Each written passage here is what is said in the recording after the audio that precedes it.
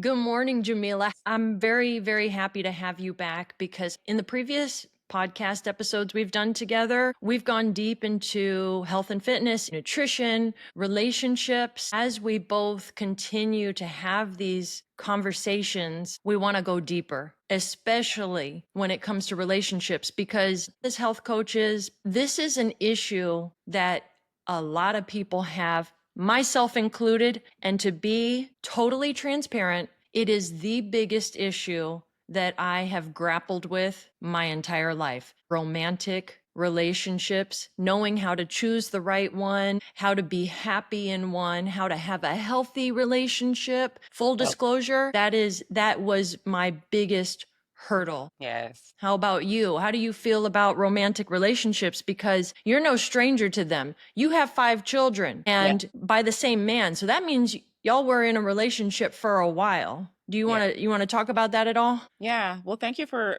noting by the same person. Because it's not always that way. My sister has 4 children from 2 different fathers, for example. Right. Right. Yeah. Thankfully I don't have five different baby daddies per se. Mm.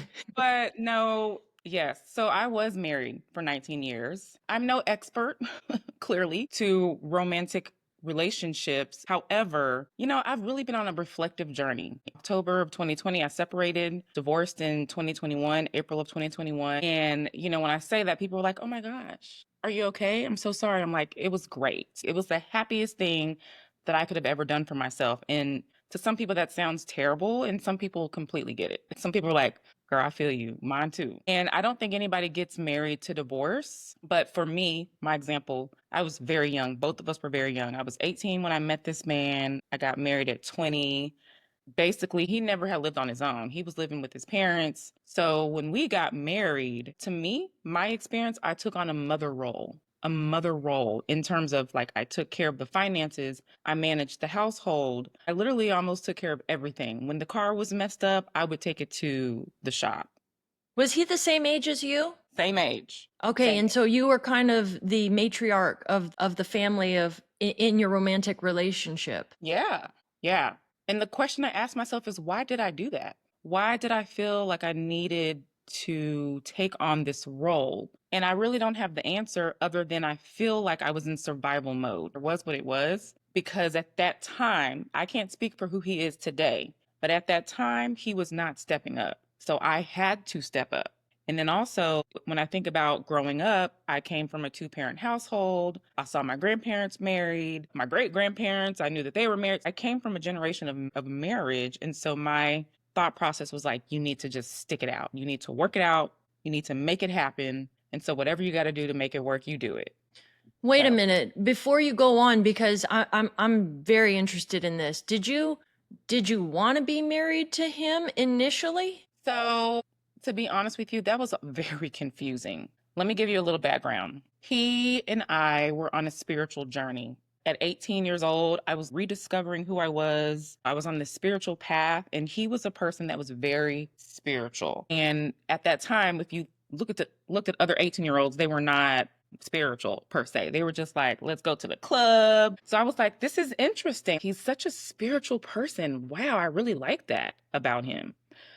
And so I think at that time, my mindset was I need to be with somebody who's on this path like me. We're both on this spiritual path. And girl, I don't know what it was, but I wanted to be married so bad. When I was Hmm. in college, I was like, I want to be married so bad. Marriage is so beautiful. It's such a beautiful thing, which it is. It really can be if you're with the right person. And so I was so rushed to want to be married. And then this person, I meet him. I'm like, wow, he's so spiritual. I'm on this spiritual path too. Wow. And okay, transparency. This may sound very crazy to some people. There was, I believe, some manipulation during this time because I was so gullible to want to be in a marriage. And so anything that he said to me was like, really? So, for example, he told me that he had a dream about me before he saw me. When he was 15 years old, he was like, I had a dream about you when I was 15. So I know that you're my wife. And I was like, you did? I was like, I didn't get that message. But I was like, okay. I mean, because I was like, wow. Like, think about it. An 18-year-old, and I mean, honestly, we're still babies at that age. we're young adults, but we're still developing mentally. And this is not to put all the blame on him, but I was just, honestly, I was very gullible, girl. You were naive and gullible. Oh, I was so naive. I was so naive. Well, was he naive and gullible? I'm sure. I'm sure. Again, he had just come from his parents' house. So he really didn't have responsibilities as what it was to be on his own, to be a provider, to be a husband. Neither did I. I didn't know how to be a wife other than what I saw from my mom and my grandparents, right? I think that plays a huge role, though, doesn't it? You saw your mom and dad stay together. Yeah. And did they, if you don't mind sharing, did they have a healthy relationship? Yeah. I think overall, like I say all the time, people when I was growing up, girl, people used to be like, y'all are like the Huxtable family. And I always took honor to that. That's pretty cool that people would see that because I think my family dynamic was very like my dad was a provider, but my mom also worked. She worked full time. And I didn't recognize it then when I was a child. My dad traveled a lot for his job, but I never felt his absence, okay? Because he called all the time. He volunteered at my school. He was a softball coach when I played softball, so he was very present. But my mom, on the other hand, when he traveled, she was like super mom. She had to be. She was taking care of us, taking us to school. Girl, I got to do your hair. Come on, let me do your hair before school. She had a very hard role. And of course, as a child, I was like, this is what she does. I didn't see anything, but now as an adult and I'm a mother, I can recognize and empathize, and I respect her so deeply for that time. But honestly, on my reflective journey, I sit back and think like, I wonder if because I saw her being so powerful, right? And in her own right as a mother, did I take on subconsciously some of that? I have to do these things. I have to make sure I'm on top of all these things, but it was overextending myself to where my fault too, I think, was I didn't really communicate the need enough that I need help. I need you to help me. It was almost like when I did communicate it, I was so frustrated at the time because I figured you should get it. You should see that I'm struggling to keep this household together. So can't you just step it up? Why do I need to say anything? But that was my fault for not being as communicative as I should have been early on to see how he would move. And I did communicate at times. Behaviors would change a little bit, but it just wasn't consistent enough for me. And this lasted for 19 years, girl. You know what I'm wondering? Because from what you've briefly shared about growing up with your mom and your dad, they were both providers, and it sounded like they were really, really good parents. They both were there for you. You never felt your father's absence, even when he was physically gone, because he found ways to stay in communication with his family. And your Yeah. mom always had to make sure that everything else was done, especially when your dad wasn't there, like doing your hair, for example. And do you think that now that you can look back and you're no longer a teenager, do you think your mother overextended herself? Yeah. And I think she would agree. And, that's the thing. I think when we get into these, the role of a mother is beautiful. It's a blessing. But I think we do what we know we have to do. It's almost like you don't have a choice. But I did a podcast with my mom. And one thing that she said is she was like, when I retire, I'm going to have more time. And that's when I'm going to like start going to the gym and, doing all the things. But then I asked her if you could go back and talk to your younger self, what would you tell yourself? She was like, don't wait. Mm-hmm. Don't wait. Because yes, as mothers, and even I saw my mom being very much overextended because I don't think we felt like we had a choice. But there is always a choice, and there is always a way to make time for yourself. So I do think that subconsciously, me seeing her work so hard, I've picked up those behaviors. And I think that there's positives in that, but also I have to be very mindful, like, Jamila, sit down. Sit your tail down and go relax. It's okay. Go take a walk, Jamila, because I'm always like, oh, I got to do this. My mind is like, I need to finish this. I need to do this. Oh my gosh, I got to go do this. Like it's always do, do, do. And so that's something that I have to really be intentional about to make myself relax and sit down. And in relationships, I'm learning I need to make sure I'm not having a relationship where I'm always doing. Does doing mean love? If I do this for you, do you love me more? Like I'm reflecting on that also. because that's not the case. Why do I need to do so much to feel like I'm getting love back? So that's something that I'm reflecting. I don't know all the answers yet on that, but I feel like I'm definitely a doer in relationships. I'm a giver and I'm a doer, and sometimes I do too much and it's not reciprocated. And Right. recognizing, I'm recognizing that. There's so much to unpack there. And I'm really, really proud of you and in awe of you for making these realizations, because I think you're right. Subconsciously, we pick up on everything that we see our parents do or our caretakers, because they are our biggest role models growing up. And that's how we learn. Yeah. So it doesn't surprise me that because you respected your parents, you're going to emulate a lot of their behaviors, including the ones that aren't necessarily the best. And overextending yourself, I feel it can cause resentment in a relationship because, like you said, you were expecting for him to just step it up without communicating that to him. And when he didn't meet those expectations, that always ends in resentment and Oh, disappointment. oh yeah. So, in a way, he was being set up for failure. Mm-hmm. Not to say that I don't want to point fingers here, but you and I both know that in order to grow personally, you have to look at what you're responsible for. Because it's very easy for us to just point the finger and blame the other. And I'm sure there were lots of faults and lots of mistakes made on his part too. But the onus is on us. What we can control is what we do and what we decide to do next. So Yeah. I've noticed in lots of relationships that the communication breakdown is one of the biggest reasons why couples do not succeed. Whether the communication is toxic and unhealthy, or whether the communication is simply not there, when we expect our partners to be mind readers, when we say things that are criticizing the other and we don't even realize it, everything that has to do with communication can either make or break a relationship. Oh So yeah. let me ask you this.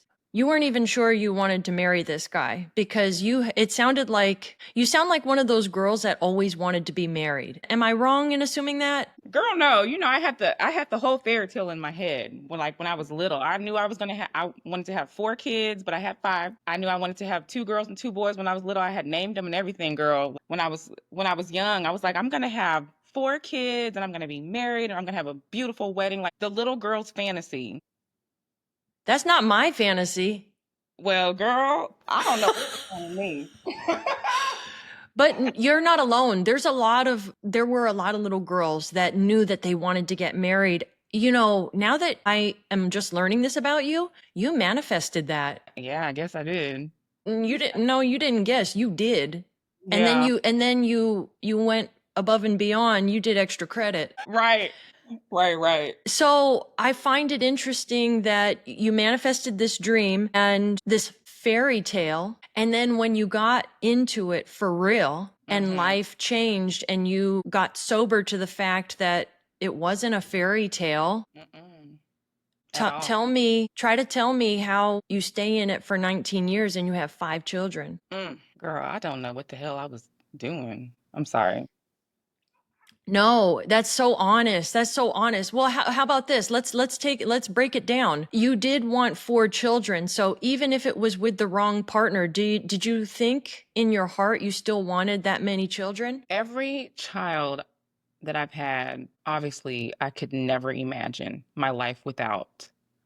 And I look at that because sometimes I'm like, man, if I had never married him, that would have been wonderful. But then I'm like, but then I wouldn't have my children. And then my friend, my best friend was like, girl, you could have had them with somebody else. Like, I was like, girl, be quiet. I mean, I would think of that too. I would think of that too, but I'm just trying to understand how we go from a marriage that we're not sure we want to be in Yeah, to having a child and then continuing that 4 more times. right. You know what? It goes back to honestly me again. I grew up in the church. I was always taught God hates divorce and that you're going to stick it out through hard times, good times. That's just what you do. And things will get better if you believe, right? This was kind of the mentality and the mindset I had. And again, it goes back to seeing my parents. My parents just hit 50 years, May 24th, 50-year anniversary of marriage. Congratulations. That's huge. I can't even imagine. Yeah, I mean, it's huge. It's beautiful, and it's not to say that, I'm sure my parents could attest it hasn't been strawberries and peaches, the whole 50 years, but they stuck it out and they love each other at the end of the day. And so, again, I think because I've had that example, it's a beautiful example, but then I did not know when enough was enough until enough was enough for me. I wanted to honor the covenant that I made in this marriage. I said that I'm going to be with this man. So it's in sickness and in health until death do us part. That was the mindset. Sure.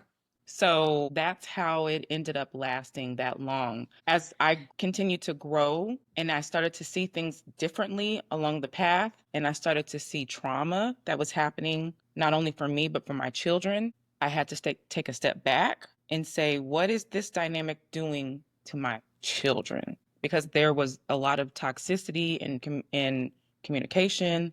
There was some physical abuse. There was emotional abuse. And that honestly did break down the communication a lot more, because then I didn't know when to communicate. Was it safe to communicate? If I did communicate, would there be an outlash if I did? So over time, the breakdown of communication just became more and more and more out of fear. But then things did get a little bit better, but I was so broken down emotionally. I was just at the point where I don't even care anymore. And I think when a woman gets to a point where you don't care, that's when you know it's pretty much done. There's not a lot you can do to come back from that. I agree with you. I really agree with you on that. Having apathy or the lack of caring is, I think, the scariest place for any romantic relationship, or any relationship for that matter, Yeah. because you are not invested. You are checked out emotionally. Yeah.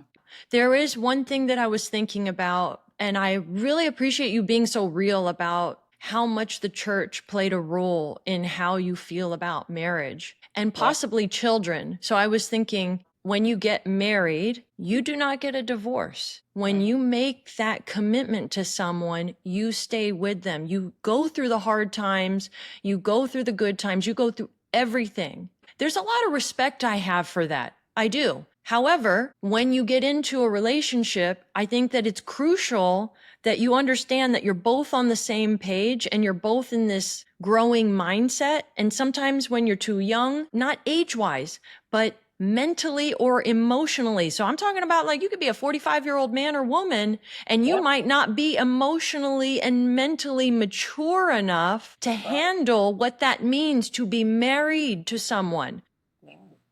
Did the church also play a role in birth control?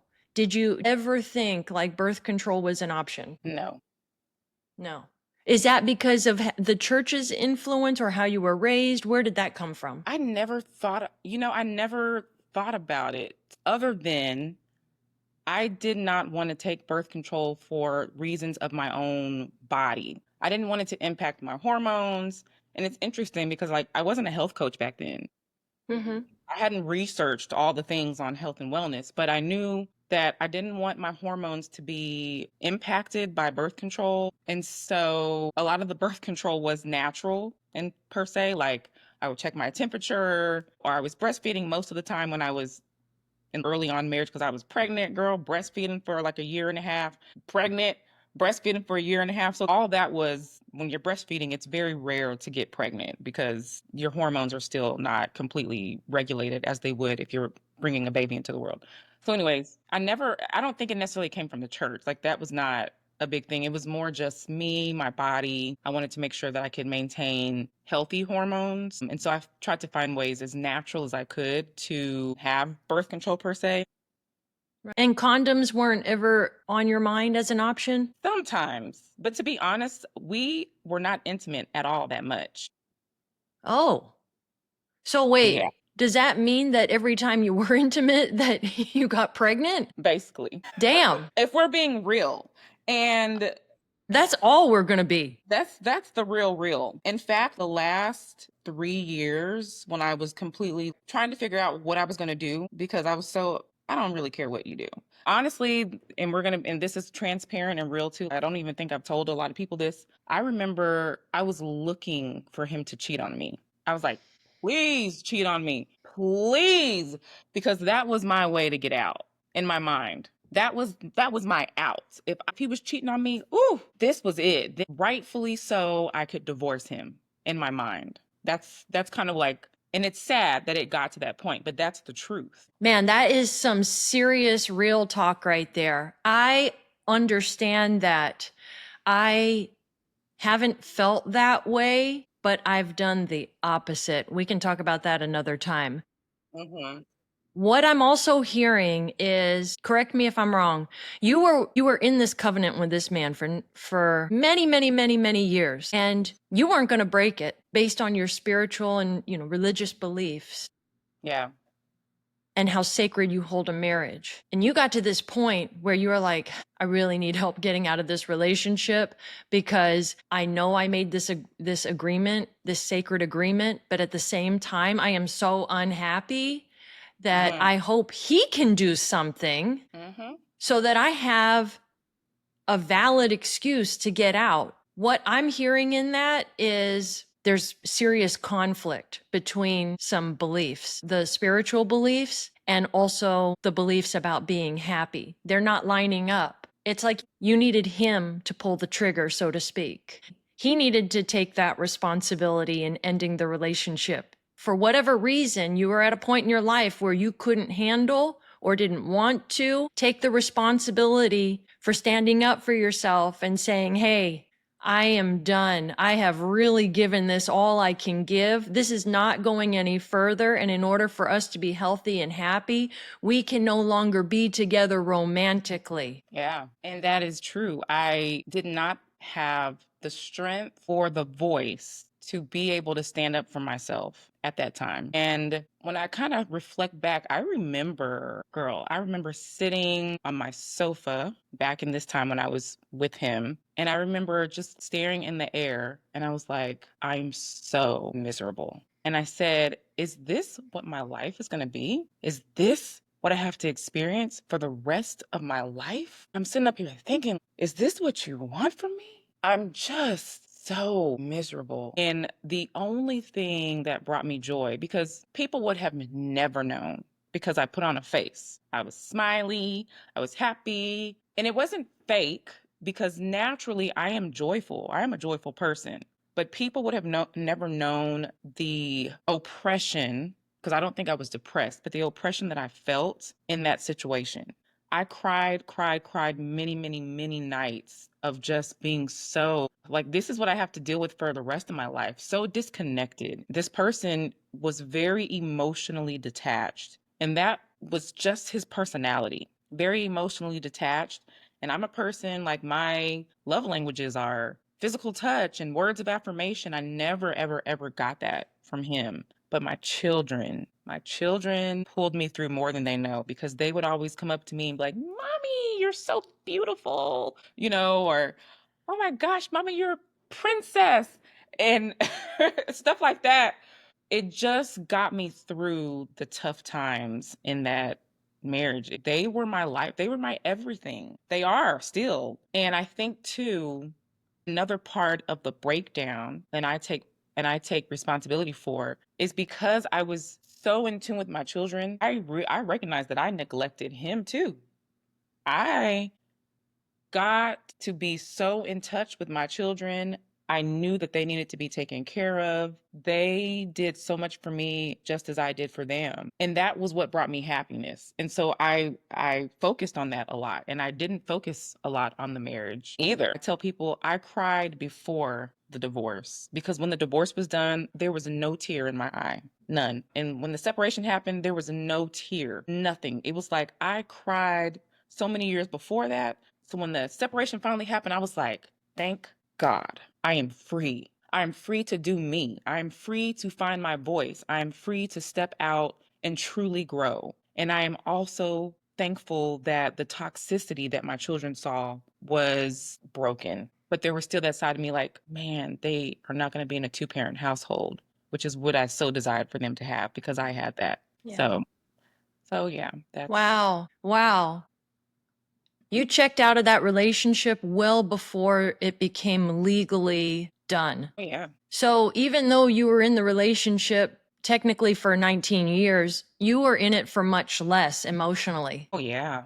So And that's just a number. it's just a number. Listen, I used to be like, oh, I've been married for 15 years. Woo! Like, that's amazing. But I don't think quantity, the amount of time you've been with somebody, who cares? Okay, let me be a little softer. Not to say who cares, but I think the quality of that relationship is more important. The Yeah. quality. Yes, maybe for 5 years y'all went through hell. Like I think that's normal in a lot of marriages. You go through ups and downs, you're learning each other, you're learning yourself.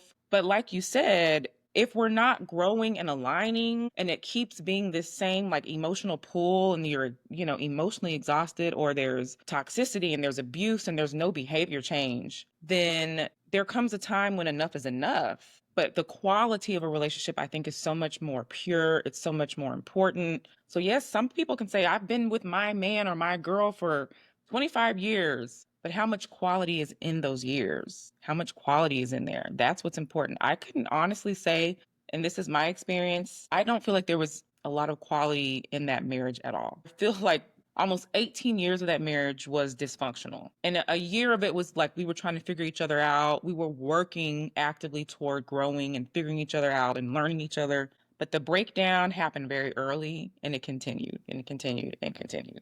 So, It sounds like the best gift that your ex-husband gave you was your 5 children. without a And it doubt. kept you both so busy that in a way it was the most loving distraction. It's the best type of distraction Yeah. to put all of your energy and time and money into. And so there's not a whole lot of time to really work on the relationship because you're so busy Yeah. taking care of them.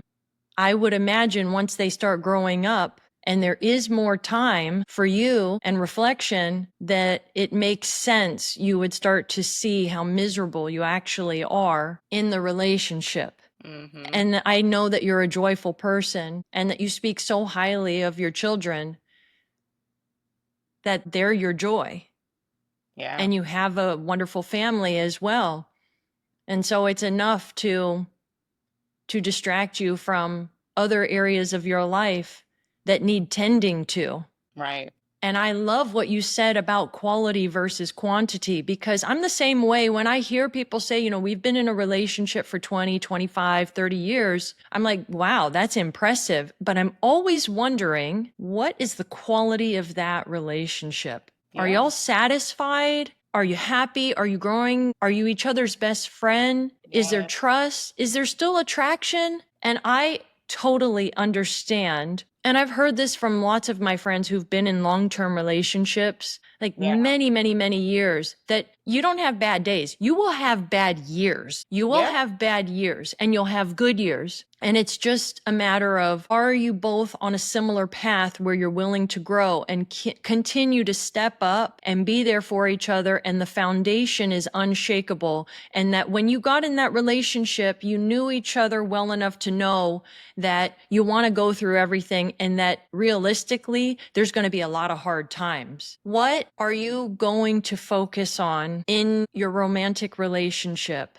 that's going to be so vastly different from how you approached your marriage? Ooh, that's a good question. I'm still figuring it out along the way. But what I will say is it's so important to love yourself and to honor yourself and to be on a path of growth and elevating and self development. If I can focus on that, the thing that you've always said, and I say it too, I deserve the highest quality love. I deserve the highest quality love.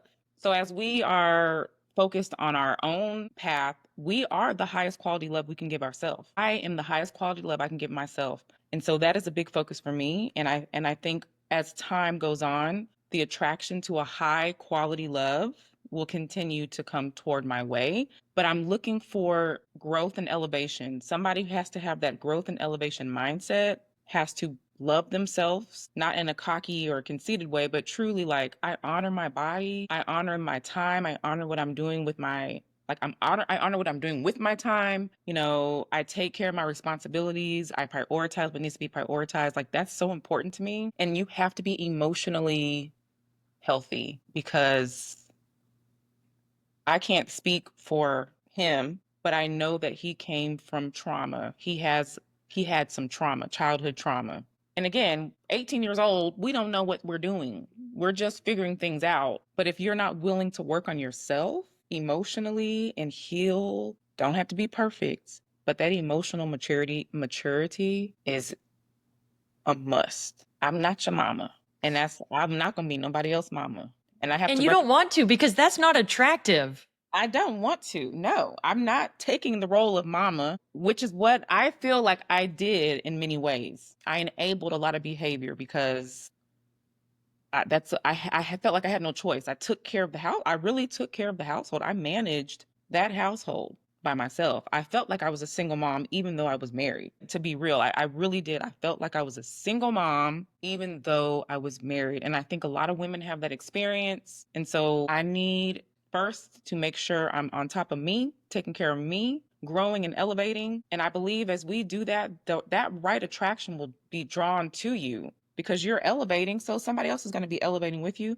But I'm very mindful of emotional maturity. That's important to me for sure. I 100% agree with you. I'm right there with you. It's hard to grow with somebody if they're not emotionally mature, if they don't know themselves, if they don't love themselves. They're Yeah. going to look for external validation. They're going to look for love that's outside of themselves. And that's going to be really, really hard to fulfill. And that's going to be a burden on some people. Yeah. And you don't have time for that. If you can love yourself, then it makes perfect sense that you would attract someone who can love himself. And then you can focus on what I believe to be the beautiful part of a relationship is where you really complement each other's lives. You make each other's lives better. Yeah. And it sounds like when you're 18 years old, or at least when you were 18 years old. I don't know about all 18-year-olds, but I will say that is pretty darn young. And my mom also got married when she was, that young. Yeah. You don't you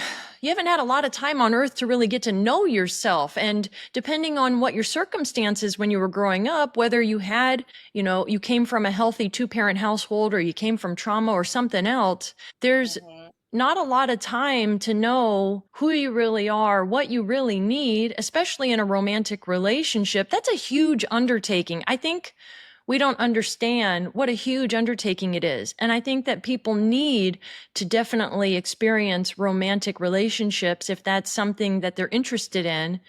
But maybe just hold off on the marriage part. Hold off on the things that are kind of a bigger deal. Like getting married to someone, there's a lot of paperwork involved, there's money involved, there's emotions involved. Why don't we just date a little bit longer? Mm. And get to know our partner longer and really get to know ourselves longer and work on ourselves so that we don't bring unnecessary drama and trauma to that relationship. Yeah. Yeah. I agree. I think dating is a beautiful thing. Dating with purpose, dating with intentionality is a little different. I've heard out here in these streets. The dating.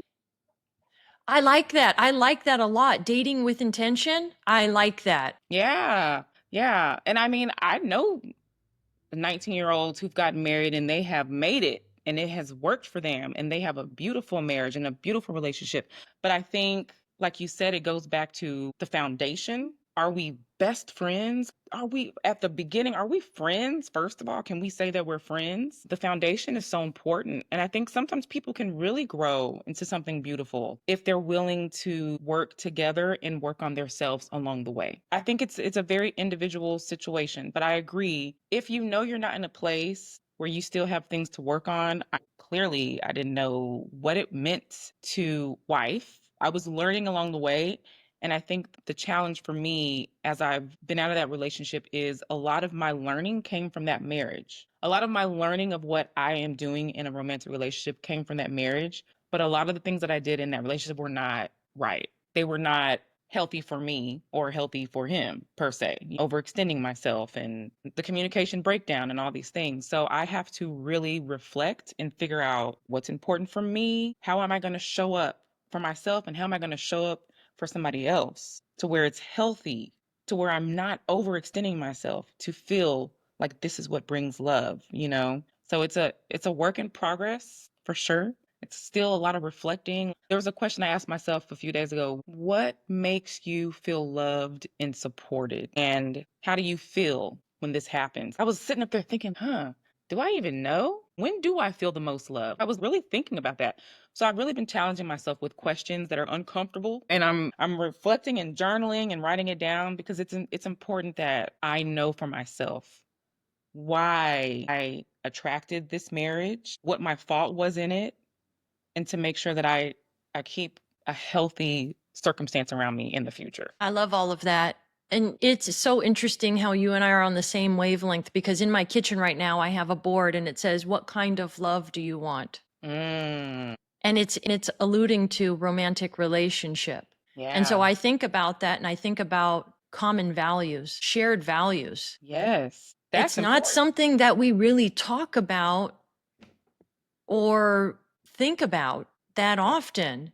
We just kind of assume, like, yeah, we want the guy or the gal to be honorable, to be loyal, to be trustworthy, to Yeah. be compassionate, to be understanding. But beyond that, what are things that truly make you feel loved? And that requires deep thought Yeah. and knowing yourself and taking space and time for that. So I'm really so happy to hear that you're journaling and you are taking that time, because you certainly deserve it. I wonder if there are any last words you would want to share with someone who was in a similar situation to you, where they're in a relationship for a very long time and they know somewhere deep in their heart that this is no longer the right decision. It was the appropriate decision for the time, Mm-hmm.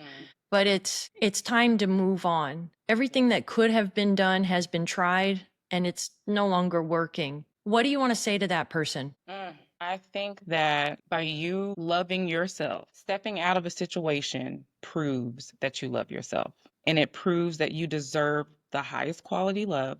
You don't have to settle for something, even if people around you are telling you, work through it, y'all can get through it, it's going to be okay. At the end of the day, you have to make your own choice and decision for yourself, regardless of other voices, what anybody else says, maybe the church. That may sound terrible, but you know, between you and your God, you know what you need to do. If there's physical abuse, get out immediately. Do not wait, because it will happen again. That's something I think there's no excuse for. You get out because it will happen again. And if there's emotional abuse, the same thing. And I think it's important to stack up if you need to stack up. Some people don't know how to get out because sometimes people are dependent on the man financially. I wasn't thankfully in that situation, but start making your exit plan. Financially, you mean? Make sure you got it covered? Financially, yeah. If you can, if you're not in a situation where you're being abused, physically abused, but you're in a situation where you're feeling just miserable, I don't believe that is God's will for us to be miserable. And again, like you said, you've used all the resources, you've tried your best, and it's not shifting. There's no change behavior. Then you got to do what's best for you. And if you have children, you better do what's best for those kids at the end of the day. That's what I have to say. I love all of it. And I really appreciate you being so vulnerable and honest about a very sensitive topic. And I know in my heart you're going to help people. I love it. I feel inspired by it. I can relate in so many ways. Jamila, thank you so much. Aw, thank you for having me. It's always easy to talk to you anyway, so I always appreciate you. Well, I appreciate you and your vulnerability. All right. Till next time. Till next time.